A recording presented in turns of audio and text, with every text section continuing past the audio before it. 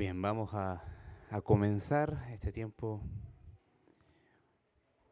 orando al Señor, pidiendo que sea ayudándonos para aprender como buenos discípulos que somos de Él y también para que nuestros corazones sean impactados con la palabra de verdad, con su palabra revelada. Así que oremos al Señor. Padre, en el glorioso nombre de Jesús venimos a ti, implorando, Padre, que seas transformando nuestras vidas, nuestras mentes por medio de tu palabra y que pueda ella transformar nuestros hábitos también, no solamente nuestra mente, sino que eso se exteriorice y que podamos vivir conforme a lo que está revelado en tus escrituras. Oro implorando que el Espíritu Santo sea iluminando nuestros entendimientos y dándonos la certeza de que ese poder para vivir hacia ti, dedicados a ti, ya lo hemos recibido.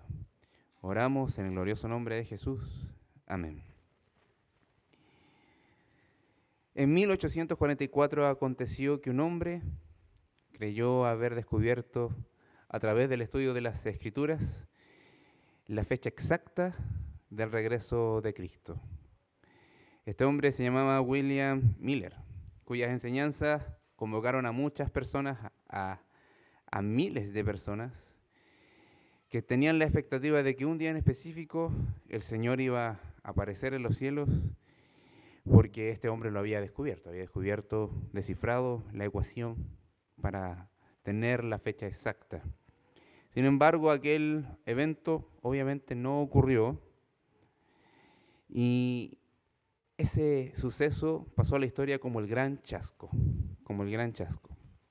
Este hombre luego siguió con su movilización religiosa y fundó una denominación llamada la Iglesia Adventista de los Santos de los Últimos Días, o la Iglesia Adventista de los Últimos Días. No fue el único.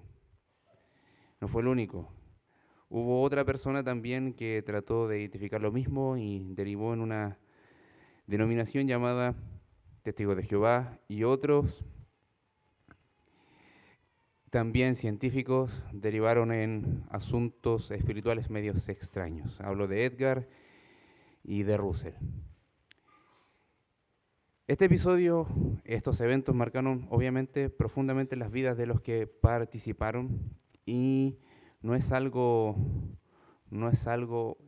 de extrañarse porque están movilizados por la esperanza de ver al Señor. ¿Eso es malo? Por supuesto que no.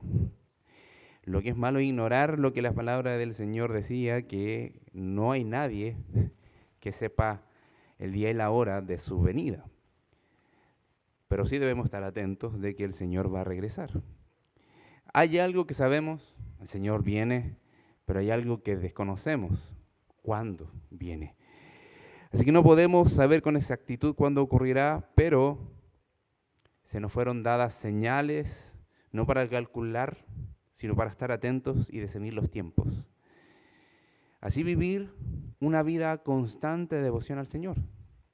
Si no sabes cuándo va a volver el dueño de casa, te mantienes alerta, porque en cualquier momento puede llegar el dueño de casa.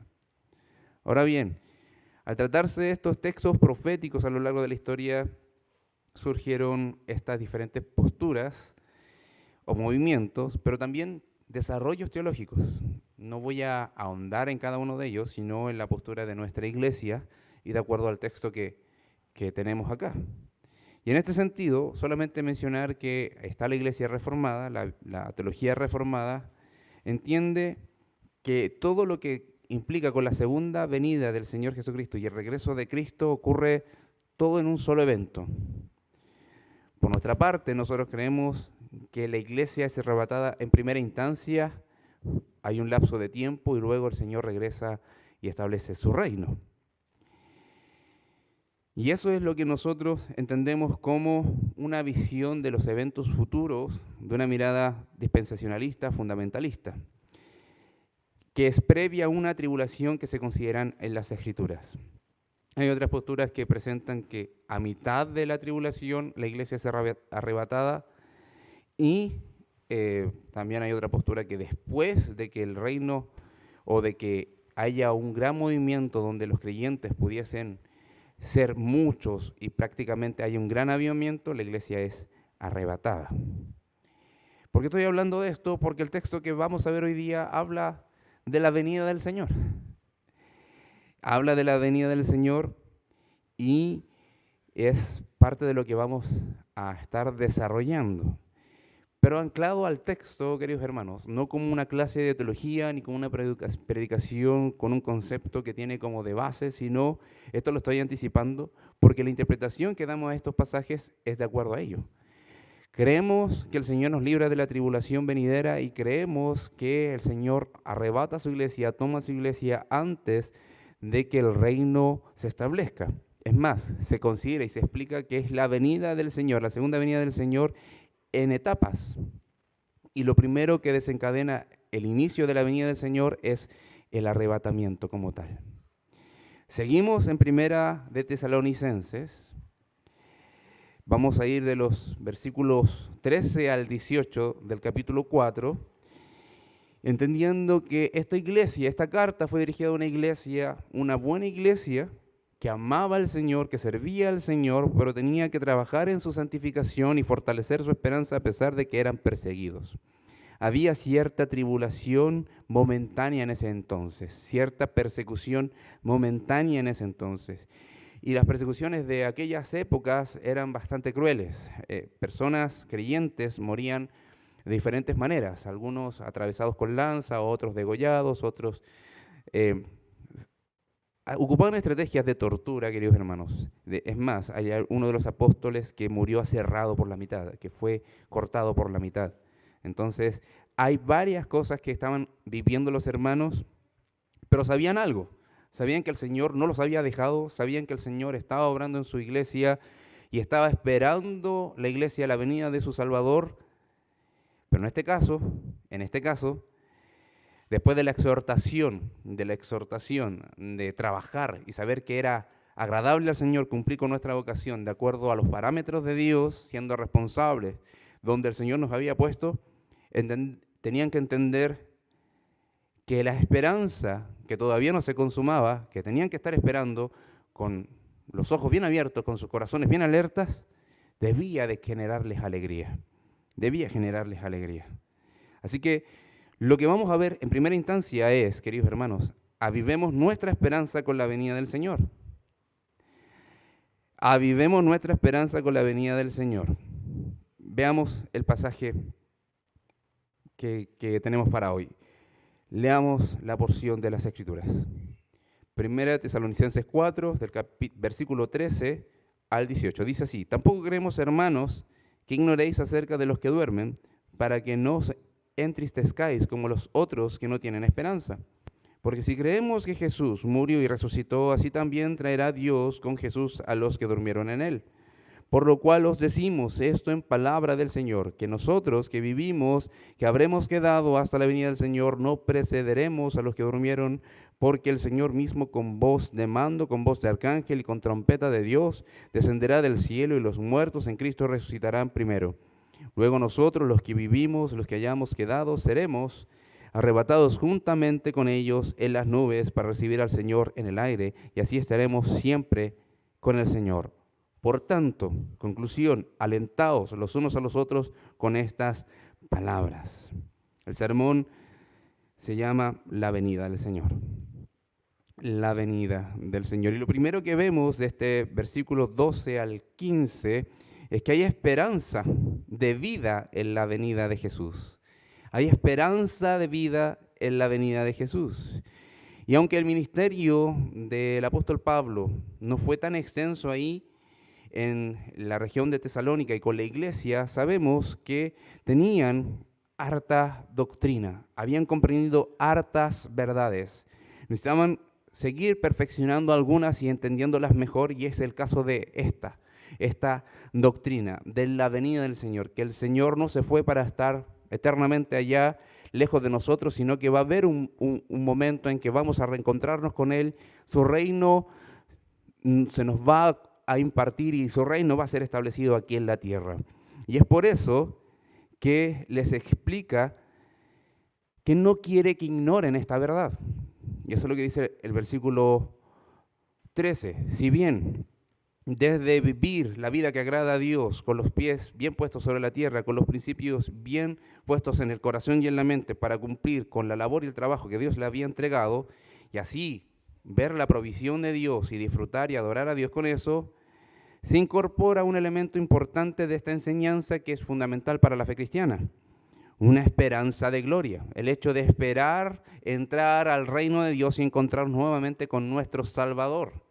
Esto se sobrepone a la muerte que estaban viendo de algunos creyentes, se sobrepone a la muerte que de alguna familia o de familiares que estaban viendo que estaban muriendo por diferentes causas, pero esta esperanza del evangelio del reino de Dios estaba puesto delante de ellos, frente a la pérdida de la vida de muchos de los creyentes.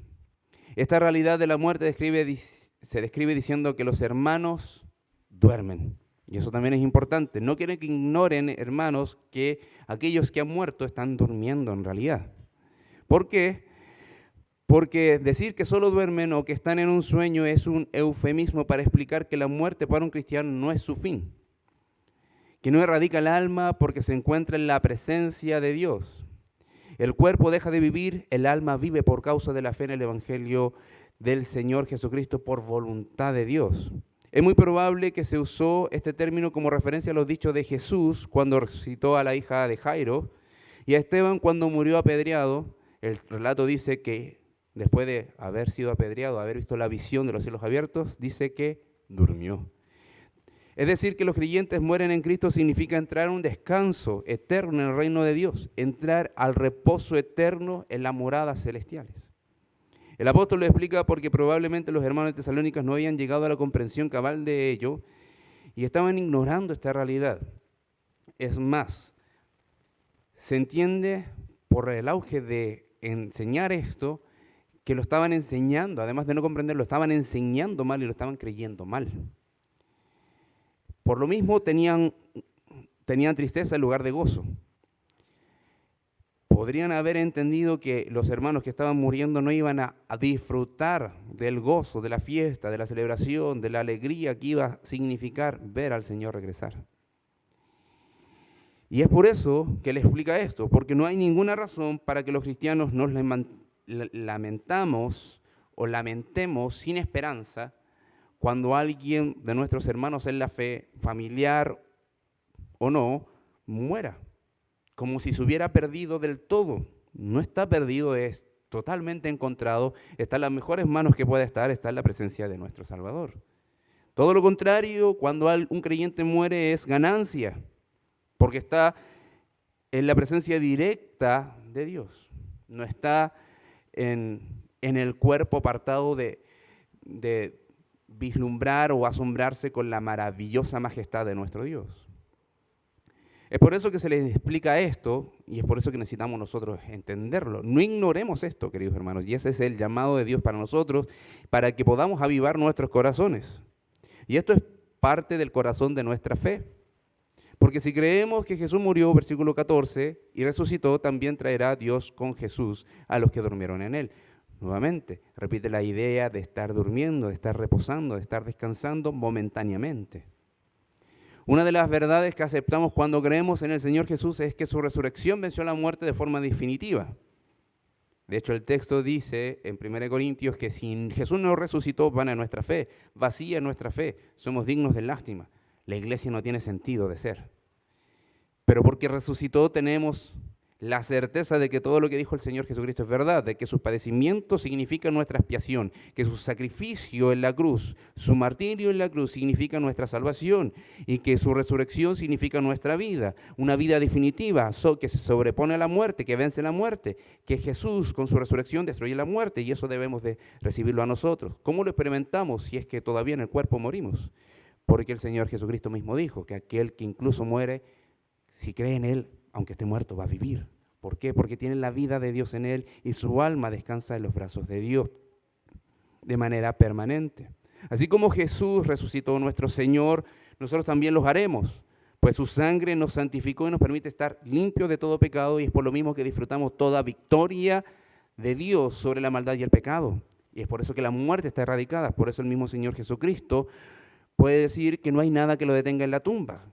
Recordar que la tumba tiene sentido precisamente porque las personas que mueren tenían pecado. Por el pecado entra la muerte. Así como el Señor Jesucristo es santo y vence la muerte, nosotros por su sangre somos vencedores también de la muerte por los méritos de Jesús. Y es interesante ver que esta porción de las Escrituras describe de forma general cómo es que resucitará en su venida a los que durmieron en Él. Y es donde nos adentramos a los que algunos llaman rapto, que yo prefiero decir arrebatamiento porque es el texto o la palabra más apegada a la idea original que se utiliza en este pasaje, al menos. El arrebatamiento es Jesús quien trae las almas de los creyentes, que hasta ese tiempo ya estaban durmiendo en su presencia. Jesús viene a recoger a sus redimidos y llevarlos con Él al cielo, una vez dándole nuevamente la vida corporal, pero con un cuerpo sin pecado, con un cuerpo inmortal, glorioso, semejante al suyo. El vivir en la gloria por la eternidad será en cuerpo y alma de forma inmortal. No solamente de una manera espiritual, sino de cuerpo y alma, de manera permanente delante de Dios. Y es lo que nosotros no podemos hacer hoy. Si nosotros nos expusiéramos hoy delante de la presencia de Dios, seríamos totalmente consumidos porque aún nuestros cuerpos están contaminados con el pecado, pero nuestra alma estaría completamente a salvo. Y es por eso que eso debe de producirse. Y es por eso que asegura que va a haber una transformación. Deberíamos tener una transformación de nuestro cuerpo. Y eso es lo que en otro texto, en 1 Corintios 15, también señala. Tal es la seguridad que debe de generar esto, que trae consigo una expectativa de que es inminente. El apóstol Pablo, en el versículo 15, agrega un deseo interesante, que la venida del Señor va a ser Él estando en vida. No va a preceder a los hermanos que ya durmieron, no, sino que Él va a estar hasta la venida del Señor. Y esto es interesante, el apóstol se equivocó. Si se equivocó, ¿por qué en la Escritura está esta verdad? Bueno, el apóstol Pablo cita en primera instancia lo primero que empieza diciendo el versículo 15. Por lo cual os decimos esto, que el Señor nos va a resucitar, que el Señor va a traer consigo a los que durmieron con Él. En la palabra, decimos esto en palabra del Señor. Y esto puede significar dos cosas. Primero, estamos citando algo que el Señor enseñó, y es verdad. El Señor enseñó que el que está muerto, pero creyó en Él en vida, va a vivir, va a ser resucitado. Y eso es verdad. Pero lo demás que el Señor traerá consigo los que durmieron con Él no se aprecia del todo en las Escrituras. Pero sí se está agregando acá. Entonces hay que hacerse algunas preguntas. Hay que hacerlos algunas preguntas. Y es más, lo que se está preguntando también y lo que está afirmando dentro de ello es que nosotros que vivimos, que heredamos, que habremos quedado hasta la venida del Señor. Y eso es importante. Si está diciendo esto es palabra del Señor, estamos citando una enseñanza del Señor Jesucristo. Y el otro sentido que puede ser utilizada esta expresión es que lo estamos diciendo en la autoridad del Señor. Lo estamos diciendo como quienes somos mensajeros de Dios y tenemos la autoridad de Cristo y la revelación de Cristo por medio del Espíritu Santo. Y eso es un poco el sentido de esta frase, pero sin ir cruzando muchas las ideas. El asunto es clarificar por qué la expresión se puede entender como les decimos esto de acuerdo a lo que está en la palabra del Señor o con la idea de estar enseñando algo que está en la autoridad del Señor. Lo que ayuda a dilucidar es preguntarse si Pablo se refería a algún dicho de Jesús específico que se puede encontrar en los evangelios sobre el arrebatamiento y sobre este suceso. Y al parecer no hay una expresión similar, exceptuando una referencia que aparece en el Evangelio de San Juan, que encontramos que habla del deseo del Señor de tener a sus creyentes, a sus salvados, con Él. Veamos Juan 14, del 1 al 3. Dice así: no se turbe vuestro corazón, creéis en Dios, creéis también en mí. En la casa de mi Padre muchas moradas hay. Si así no fuera, yo os lo hubiera dicho. Voy pues a preparar lugar para vosotros. Y si me fuere y os prepare lugar, vendré otra vez y os tomaré a mí mismo, para que donde yo estoy, vosotros también estéis. Normalmente no lo enlazamos, pero está totalmente relacionado porque está hablando del mismo concepto, de la misma idea, de tomar para sí lo que les pertenece. No describe más detalle, y eso hay que ser súper honesto. No describe cómo está siendo descrito aquí en 1 Tesalonicenses, y es por eso que 1 Tesalonicenses 4 fue escrito, para completar la revelación.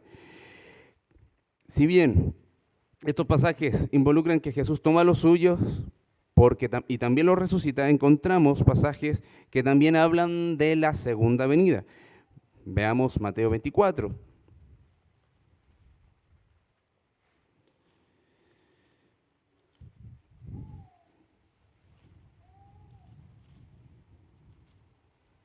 Y 31.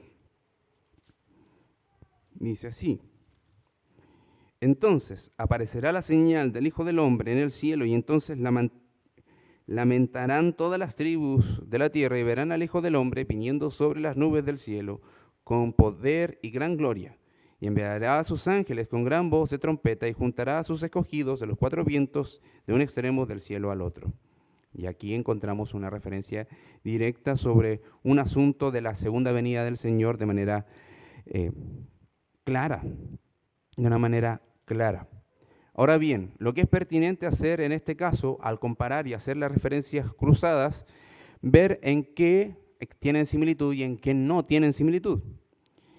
En ambos pasajes encontramos que hay una trompeta y podemos agregar que hay ángeles. Si bien no es específico del todo aquí en 1 Tesalonicenses 4, porque habla con trompeta, con voz de arcángel, un tipo de ángel, y trompeta de Dios, aquí específicamente en Mateo 24, habla de que envía a sus ángeles a recoger a sus escogidos de los cuatro extremos de la tierra. Esas son como las similitudes. Pero si vemos diferencias entre Mateo 24 y Tesalonicenses del 4, del 15 al 17, vemos que en Mateo se expone que el Hijo del Hombre viene en las nubes. Y también hay una referencia de que el Señor está en el aire. 2.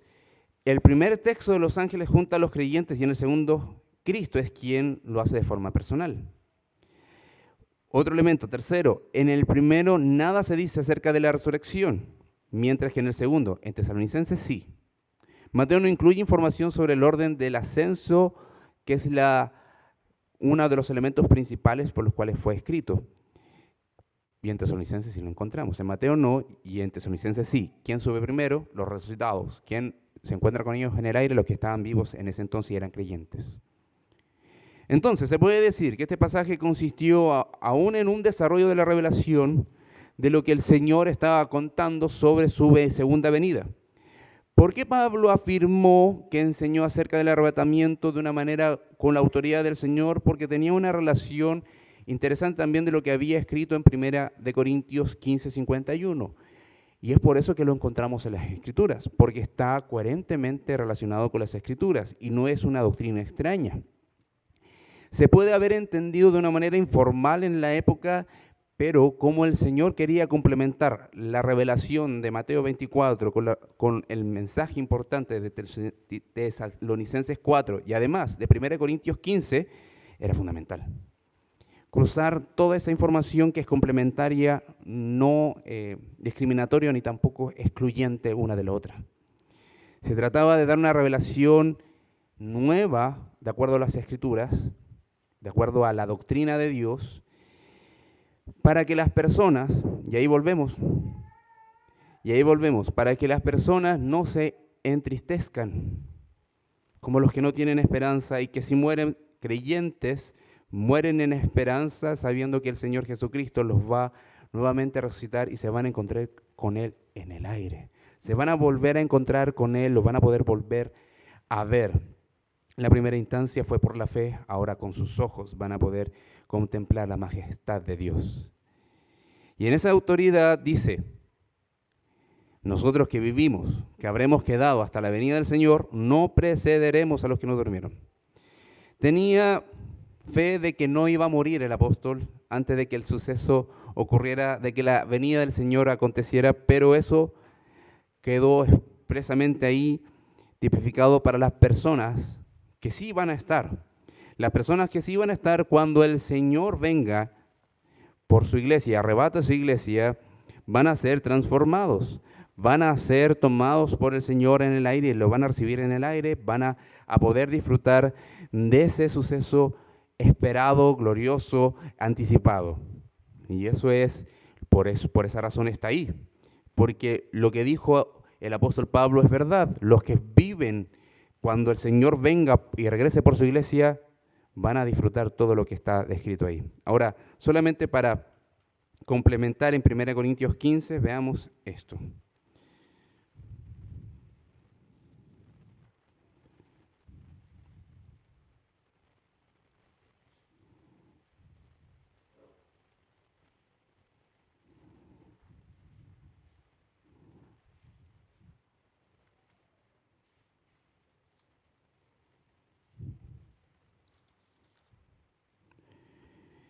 He aquí, versículo 51.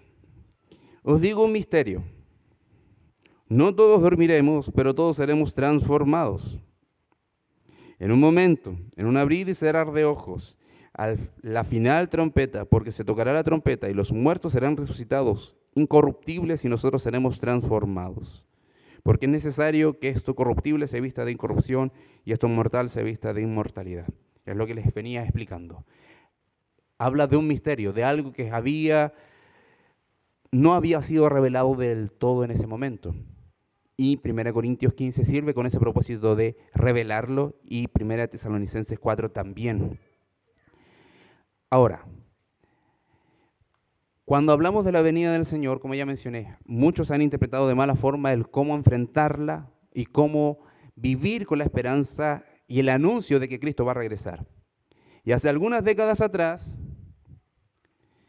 en algunos ciertos contextos evangelicales, pensando más en tendencias más carismáticas y pentecostales, ¿cómo se predicaba de la venida del Señor? Con un tono de juicio, con un tono de, mira si fallas y no te arrepientes, mira si no alcanzas a llegar a cierto nivel espiritual, mira si no estás a cuenta con el Señor, si el Señor viene hoy día y pecaste hoy día, ¿qué va a hacer de tu alma? Todo el discurso de la venida del Señor nunca era de esperanza, sino de juicio y condenación. En muchos ambientes, aunque fuese anunciada con fidelidad y regularmente, era malamente explicada, malamente usada, malamente aplicada. Que debería ser todo lo contrario. ¿Con qué propósito nació?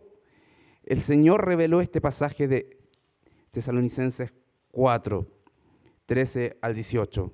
Primera de Tesalonicenses 4. Dice, tampoco queremos, hermanos, que ignoréis acerca de los que duermen, para que no os entristezcáis como los que otros no tienen esperanza. Era alentar a los corazones, era animar a los hermanos, era decirle, te vas a encontrar con tu Señor. Si eres creyente en el Evangelio del Señor Jesucristo, ya fuiste limpio de todo tu pecado, ya fuiste limpio de toda maldad, ya fuiste libre de toda condenación. No hay nada en tu cuenta en tu contra, sino todo lo contrario, tienes la vida de Cristo a tu favor. Y es por lo mismo que tienes que estar anhelante de que el Señor vuelva, no porque si viene hoy día no vas a estar listo, no vas a saber cómo enfrentarlo y no sé qué vas a decir delante del trono de Dios porque te pilló desprevenido. Todo lo contrario. Sabemos lo que vamos a decir. Por Cristo somos más que justificados. Por Cristo solamente somos perdonados. En Cristo somos salvados. Él es nuestra puerta de entrada y lo dicen las Escrituras. Y es por eso que para la iglesia de Tesalónica esta enseñanza era totalmente relevante, totalmente importante y medular. Y es lo mismo para nosotros. Muchas veces nos dejamos estar espiritualmente porque damos por tardanza la venida del Señor. Y no podemos darla por tardanza. Esto puede ser un abrir y cerrar de ojos. Y vamos a ser transformados y vamos a disfrutar toda la gloria del cielo en Cristo. Para la iglesia no puede significar otra cosa que un llamado también a descansar en la suficiencia del Evangelio de Cristo. Si tenemos plena entrada al reino de Dios por los méritos de nuestro Salvador, encontrar aliento frente a la realidad de la muerte es por los méritos de Jesús, entendiendo que hay una pronta redención para nuestros cuerpos. Prontamente, aunque pasen 50,000 años más, tenemos que decir que prontamente el Señor va a tomar nuestros cuerpos y nos va a transformar. Si bien no todos van a morir hasta la venida del Señor, va a haber un grupo que va a estar ahí cuando el vivo, con sus ojos bien abiertos, anhelante de la venida del Señor, y van a ser tomados y transformados. Si nosotros no somos ese grupo, tenemos la misma gloria y esperanza. Tenemos la gracia de Cristo para entrar al descanso eterno.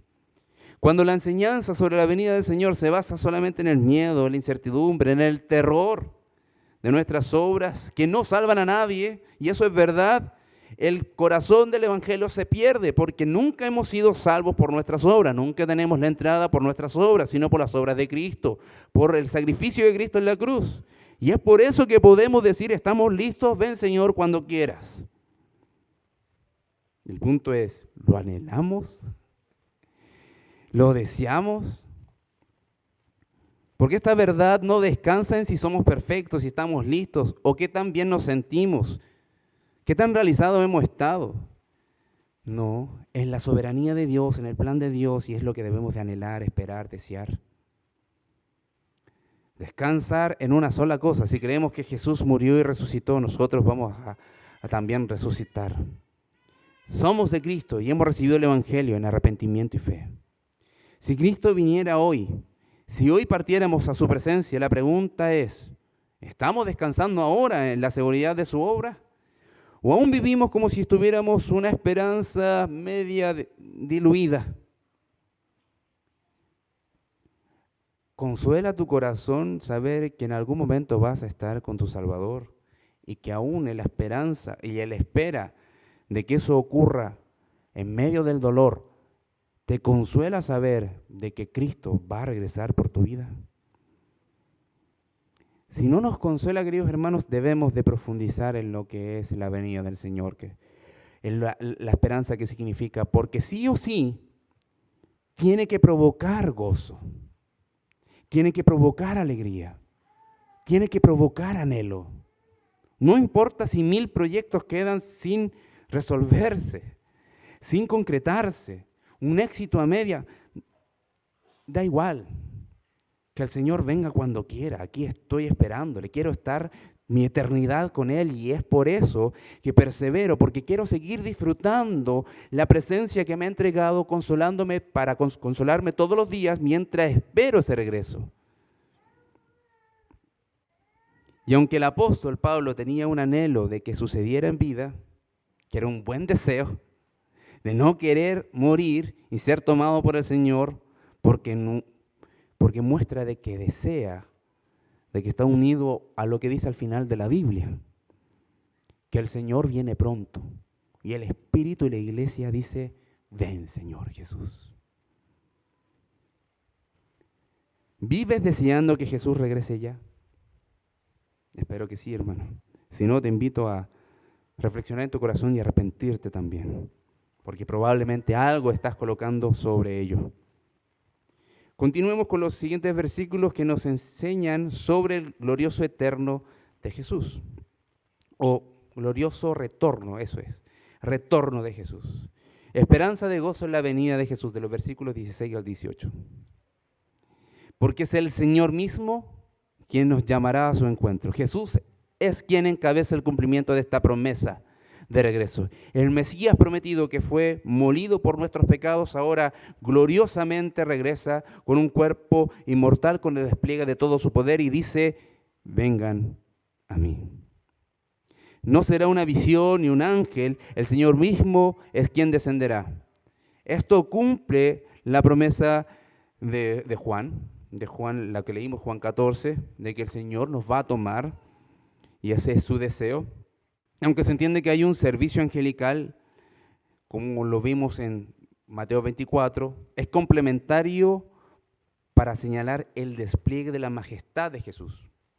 La imagen del retorno del Rey eterno que rompe y transforma la vida de los creyentes que están ahí para recibirlos en el aire. Eso es en un abrir y cerrar de ojos. Agrega que se oirá su voz. Dice el versículo, con voz de mando. Jesús dará la orden y las almas de sus santos volarán a él. Sus cuerpos serán transformados y las personas que estaban muertas y los creyentes que estaban muertos serán resucitados como Lázaro, su amigo, que estando en la tumba escuchó solamente la voz de Jesús y se levantó de la muerte. Le gritó a Lázaro, sal fuera, y Lázaro no pudo oponerse. Se levantó y salió fuera de la tumba. Así los que están muertos en Cristo, cuando el Señor diga y sea el tiempo, no sé qué les dirá, vengan a mí, levántense y anden. Le dirá la frase que le dijo a la hija de Jairo. No sé lo que les dirá, pero dirá algo y ellos volverán a la vida. A la vez mostrará su autoridad real porque es tiempo de que se muestre que es el Rey que juzga y gobierna con poder y justicia. Será con voz de mando, con voz de arcángel y con trompeta de Dios. Puede ser sinónimo esa idea de voz de arcángel, aunque hay algunos interpretados que es probable que veamos a Arcángel Miguel o a un arcángel, se menciona a Miguel porque es el que se ha mencionado en las Escrituras, un arcángel que esté liderando el servicio de los ángeles, que esté liderando esa compañía celestial que viene a recoger también a sus escogidos. Entonces, sea sinónimo esa voz de arcángel o sea el servicio de un arcángel en particular, es el despliegue de la majestad de Jesús. Y eso los creyentes los vamos a ver en el aire. Una interpretación lógica es lo que ya mencioné. Ahora, lo que es complicado es agregar con trompeta de Dios, porque cuando se hablan de las trompetas mezclamos todas las trompetas y todas son la misma, o pueden funcionar todas. Encontramos trompetas en este relato, encontramos una trompeta en el relato también de Mateo, también encontramos trompetas en Apocalipsis. Entonces cuando se habla de una trompeta final, incluso cuando se habla en 1 Corintios 15, mezclamos todas y a veces pareciese que todas son la misma y la verdad es que no están así. Lo que sí podemos dilucidar con claridad, no porque lo hayamos visto, sino porque podemos con claridad, que las trompetas de Apocalipsis son de juicio, anuncian un juicio. Esta trompeta anuncia salvación y redención. Entonces claramente no calzan, deben ser distintas. Entonces, ¿por qué se habla de una trompeta final? Probablemente es porque está marcando un término de periodo y el inicio de otro. Es por eso que se habla de una trompeta como definitiva, una trompeta que anuncia la venida del Rey y que cumple con un propósito de mostrar un cambio de tiempo. Ahora, describe con los creyentes, qué pasa con los creyentes vivos. El versículo 17 es claro. Y lo que escribe aquí específicamente es que van a ser arrebatados. Este concepto es interesante. ¿Por qué?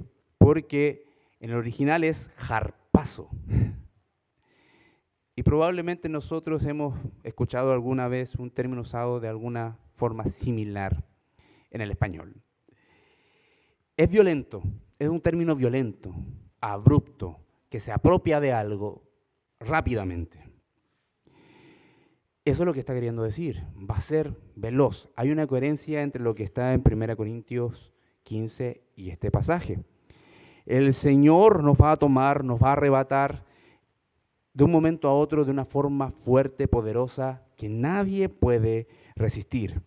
El Señor toma los cuerpos resucitados y también se los lleva con la misma intensidad. Todos los creyentes que estemos en ese momento, vivos o muertos, que pasaron a la vida por ser resucitados por el Señor, seremos tomados en el aire de esa manera. Y es lo que dice el versículo 17. Los vamos a recibir en las nubes, en el aire. O sea, claramente hay una distinción entre el establecimiento del reino de Dios aquí en la tierra con este pasaje. Es por eso que se empiezan a relacionar los pasajes que hablan de la segunda venida del Señor, diciendo, son etapas de la segunda venida de Jesús. Comienza con el arrebatamiento y termina con el establecimiento del reino aquí en la tierra. Solo para agregar algunos asuntos. Se entiende que en el arrebatamiento, después del arrebatamiento, se reciben recompensas por la labor que se haya ejercido acá, pero también entramos a una boda, que es la boda del Cordero. Diciendo eso, queridos hermanos, cuando hablamos del arrebatamiento, entendemos que no es un juicio como tal, entendemos que es la manifestación de la salvación de Dios hacia los creyentes, la iglesia, y esto es antes de que se manifieste como juez de todo el mundo. Es por ello que se describe que esto es antes de la tribulación, antes de la ira de Dios mostrada en Apocalipsis. Y en Apocalipsis vemos que las trompetas, los sellos y las copas de ira, estoy mencionando, si alguien conoce de eso, lo va a entender, no tenemos el tiempo para explayarnos demasiado en ese pasaje, solamente mencionarlo, que cuando usted lee las copas de ira, las trompetas y los sellos, están hablando precisamente de juicio, de calamidad y de la ira de Dios. En este caso, la trompeta, en que está hablando este pasaje, habla del aviso de la redención para las almas que están esperando al Salvador. Por último, este mensaje, lo que está escrito acá, ¿qué es lo que debe de provocar? ¿Para qué debe de ser usado? Para traer alegría, según lo que dice el versículo 13, y también para alentarnos los unos a los otros con estas palabras. Solamente un comentario fuera de lo que tengo aquí considerado. ¿Cuántas veces hemos tomado la venida del Señor como para alentarnos los unos a los otros? ¿Cuántas veces? De hecho, creo que es uno de los temas importantes de nuestra fe que no ahondamos mucho. Yo sé que hubo un tiempo donde de lo único que se hablaba era de la venida del Señor y se hicieron talleres, escuelas, estudios sobre cómo iba a ser las diferentes posturas, etc. Pero uno de los propósitos es alentarnos con que el Señor viene. Lo hacemos. Es más, esperamos que alguien venga y que me diga, cuando yo estoy mal, muy mal, triste, desalentado, ¿sabes qué? Cobra ánimo en tu corazón porque el Señor viene. Lo esperamos como un consuelo. Nuestro corazón debería estar cambiando para decir sí. Una de las cosas que yo quiero escuchar cuando yo estoy demasiado triste, afligido, quebrantado y atribulado es que mi Señor va a volver por mí. Porque todo esto no se compara con la gloria que voy a ver allá en los cielos en el rostro de mi Salvador. Nada se compara con ese momento que voy a vivir en el futuro, que tengo la fe de que voy a poder vivir, ya sea que haya estado muerto y resucité o haya estado o esté en vida. Nada se compara, nada es tan glorioso como ese momento. Nada se compara con la majestad que voy a ver ahí de mi Salvador. Nada es tan inminente en mi vida como el día que voy a encontrarme con Jesús. Si mi corazón no está vibrando así, queridos hermanos, debemos de empezar a pedirle al Señor que cambie la perspectiva de mi vida, que cambie la perspectiva de cómo me relaciono con la esperanza de gloria de la venida de Cristo. Dice, por tanto, como conclusión, después de que expuso esto, versículo 18, alentaos los unos a los otros con estas palabras. Es un mandato. ¿Ves a tu hermano triste? Dile que el Señor viene. Ese Señor que murió, dile, hay una esperanza viva en tu corazón y que Jesús va a volver por ti. Este mensaje estaba alentándolos para enfrentar la persecución, la muerte. Este es el propósito primordial de este pasaje. Uno de los propósitos primordiales de Apocalipsis, ¿saben cuál es? Alentar a la iglesia. De que el gran vencedor que se levantó en una cruz sigue en su trono y un día lo vamos a ver volver en gloria y majestad. Ese es el propósito de mirar los eventos futuros. Jesús está al control, Jesús es el Señor y nadie puede derribar, nadie puede anular las promesas que Él dio. Nadie. Él es el Todopoderoso, Mesías prometido. El propósito es darles ánimo. La palabra ánimo es la idea de consolar o de estar cerca. Es el mismo concepto que se utiliza, o la raíz que se utiliza para hablar del Espíritu Santo. Es paracaleo.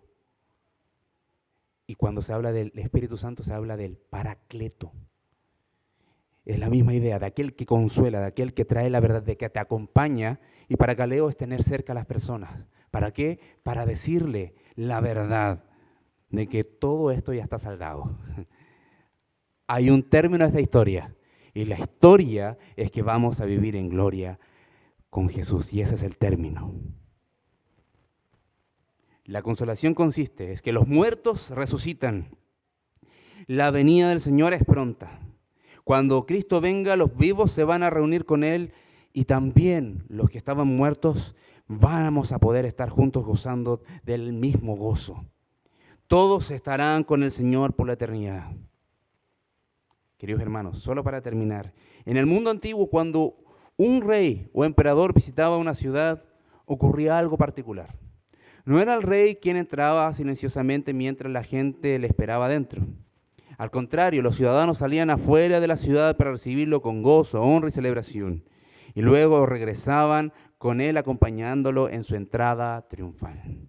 El arrebatamiento no es presentado como una escapatoria, sino como un encuentro glorioso. Así como un pueblo esperaba con expectación la llegada de su rey, la iglesia está llamada a vivir expectante del regreso de su rey. Esperando activamente, reconociendo su autoridad, anhelando su manifestación. No con temor, sino con gozo. Porque cuando Él venga no será un momento de confusión para los que son suyos, sino que será un día donde veremos al Rey y estaremos con Él para siempre. La pregunta no es solo cuándo vendrá el Rey, sino si estamos viviendo como un pueblo que realmente le está esperando. ¿Le estás esperando? ¿Estás esperando a tu Señor? ¿Estás anhelante de ser tomado por Él y encontrarte con Él? El llamado es a que amen la venida del Señor. Segunda de Timoteo 4:8. En el futuro me está reservada la corona de justicia que el Señor, el juez justo, me entregará en aquel día. Y no solo a mí, sino también a todos los que aman su venida. ¿Amas la venida del Señor? Si no, te invito a que puedas proceder en arrepentimiento. Porque la vida cristiana se sustenta en que confiamos hoy que el Señor está con nosotros y esperamos confiadamente de que pronto le veremos. Padre, en el glorioso nombre de Jesús, venimos a ti reconociendo que tú eres bueno, tu misericordia es eterna. Señor, ayúdanos a abrazar tu verdad, de que tú vas a venir por tu iglesia, vas a regresar por nosotros. Ayuda a nuestros corazones a estar anhelantes y avivando el amor por ese evento. Amar, que podamos verte cara a cara y no dejar nuestros corazones entrar en un letargo y decir, bueno, hace tanto tiempo que se anuncia esto. Señor, perdónanos.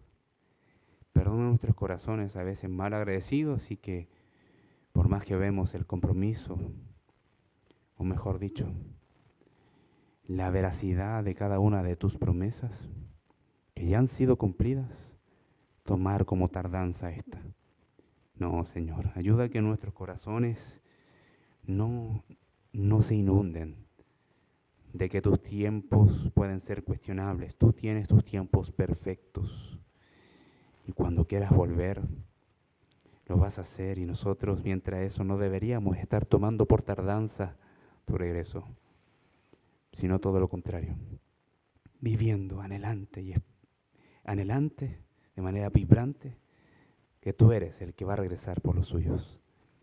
Tú moriste por nosotros, resucitaste y vas a regresar porque así lo has dicho. Te creemos, Señor, creemos tu promesa y tu verdad. En el glorioso nombre de Jesús. Amén.